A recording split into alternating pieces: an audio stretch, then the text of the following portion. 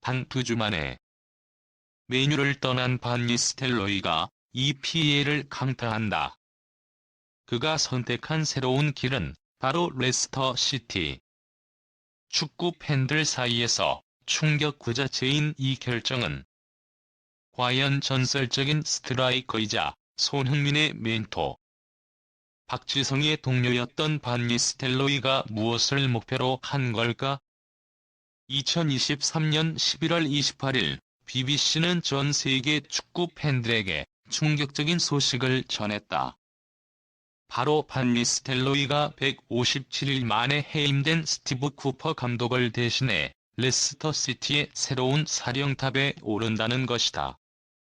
하지만 이 뉴스가 더욱 충격적인 이유는 반 니스텔로이가 맨체스터 유나이티드에서 단 2주 만에, 그것도 에릭 텐 하흐 감독의 경질 이후에 이 자리를 차지했다는 점이다. 3승 1무라는 인상적인 기록을 남기며 임시 감독으로서 언한 능력을 보여준 반 니스텔로이는 결국 큰 그림을 그리기 시작했다. 맨유의 신임 사령탑인 후벤 아모림 감독의 부임 후 반 니스텔로이는 남고 싶어 했지만 결국 꿈을 접고 레스터 시티로 향하게 되었다. 그가 맨유를 떠난 이유는 아모림 감독의 코칭 스태프에 포함되지 않겠다는 통보를 받은 것이었다. 그리고 이렇게 된 것은 바로 그가 원하는 방향이 아닌 새로운 도전이었기 때문이다.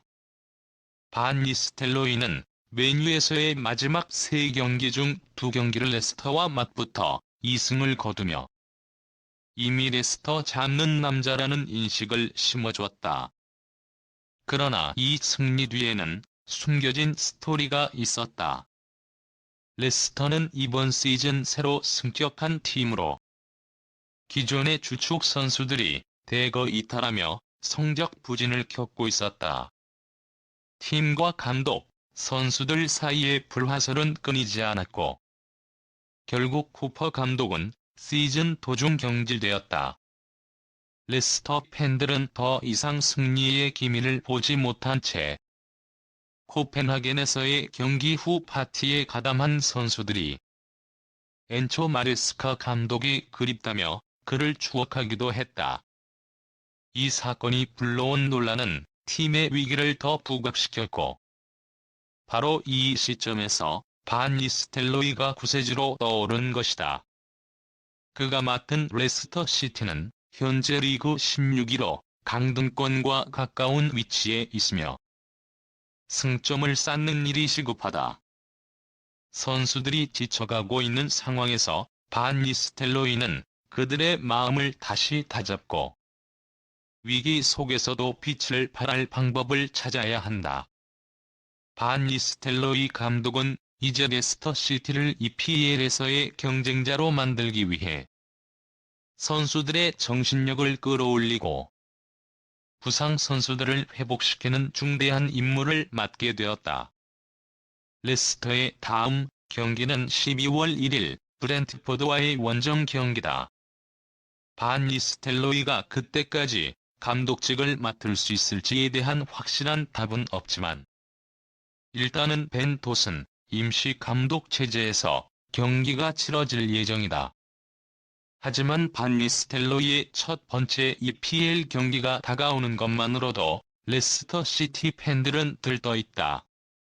그가 과연 이 팀을 구할 수 있을지, 그리고 손흥민과의 인연을 바탕으로 토트넘과의 맞대결에서 어떤 모습을 보일지 팬들의 이목이 집중되고 있다.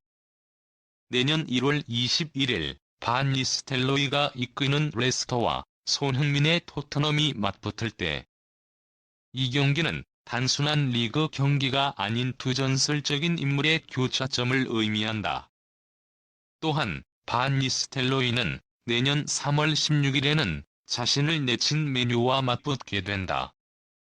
과연 그는 레스터에서 진정한 챔피언을 만들어낼 수 있을까? 아니면 레스터 시티의 감독직은 또 다른 이별을 맞게 될까?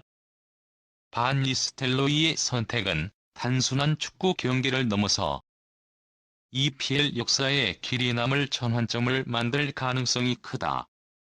그가 레스터 시티에서 이룰 수 있는 성공은 그 누구도 예측할 수 없지만, 그가 감독직을 맡은 순간부터 이미 레스터의 운명은 반 니스텔로이라는 이름과 함께 새롭게 써내려갈 준비를 마친 듯 보인다. 반 니스텔로이는 1976년 7월 1일 네덜란드의 그로닝겐에서 태어났습니다. 어릴 적부터 축구에 큰 열정을 보였던 그는 6살 때부터 지역 축구 클럽인 SC 프리슬란트에서 축구를 시작했습니다. 그가 어린 시절부터 보여준 뛰어난 골 감각은 남다른 차별성을 보였고, 그는 곧 더 큰 팀들의 눈에 띄게 되었습니다. 그의 프로 축구 인생은 1993년 네덜란드의 유서 깊은 클럽인 FC 헬몬트에서 시작되었습니다. 비록 그 당시에는 큰 주목을 받지 못했지만, 그는 차근차근 성장하며 자신의 능력을 발휘하기 시작했습니다.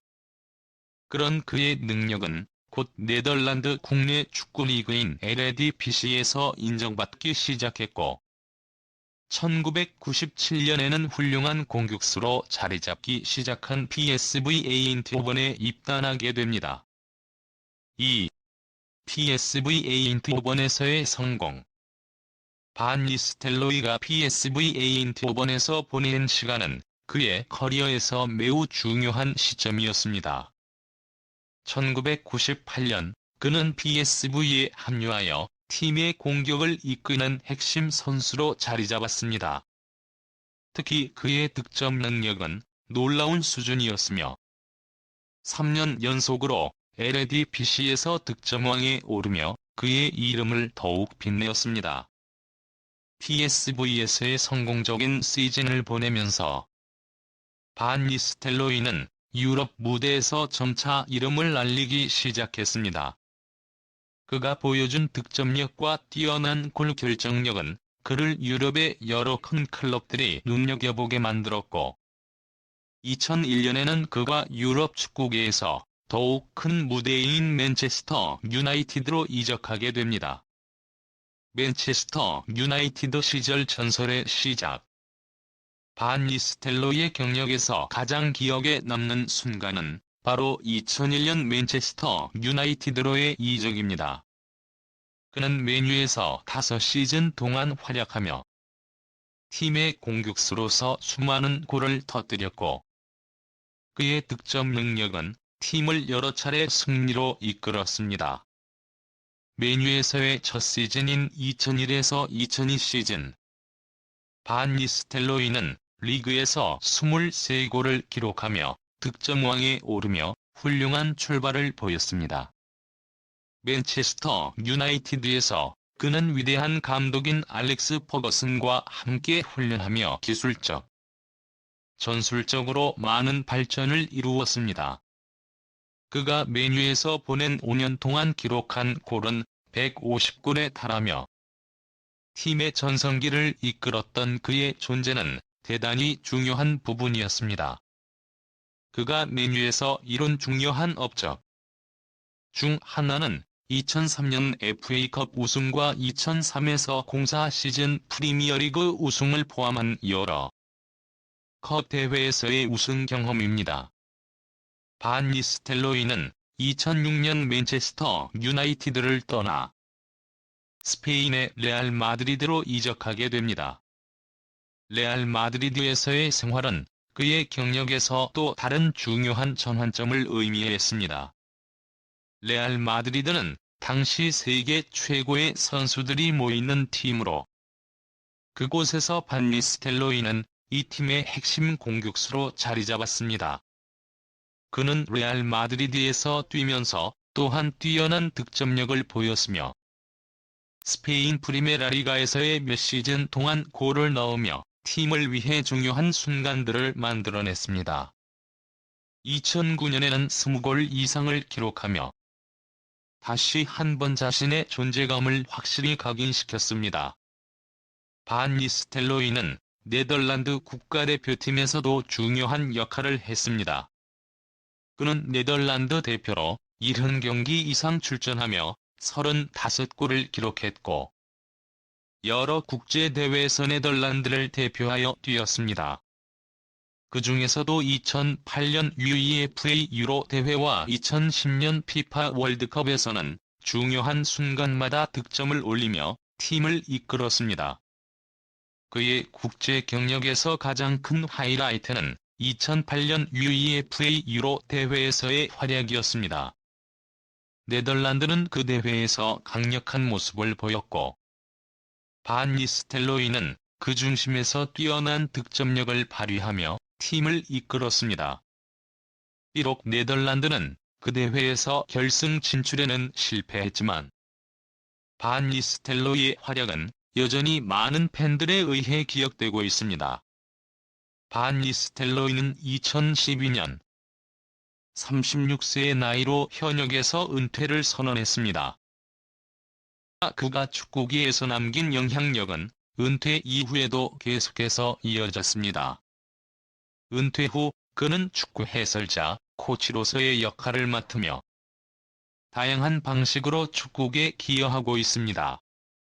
또한 그는 여러 축구 아카데미에서 후배들에게 자신의 경험과 기술을 전수하며 축구의 발전을 위해 힘쓰고 있습니다. 반 니스텔로이는 단순히 골을 잘 넣는 선수에 그치지 않았습니다. 그는 축구에서의 열정, 노력, 그리고 리더십을 모두 보여준 선수였습니다. 그의 경기는 그가 누구보다 축구에 대한 사랑과 헌신을 가지고 있었다는 증거이며 많은 축구 팬들에게 영감을 주었습니다. 그의 이름은 축구 역사 속에서 길이 기억될 것이며 그가 이룬 업적들은 앞으로도 많은 세대에게 계속해서 전해질 것입니다.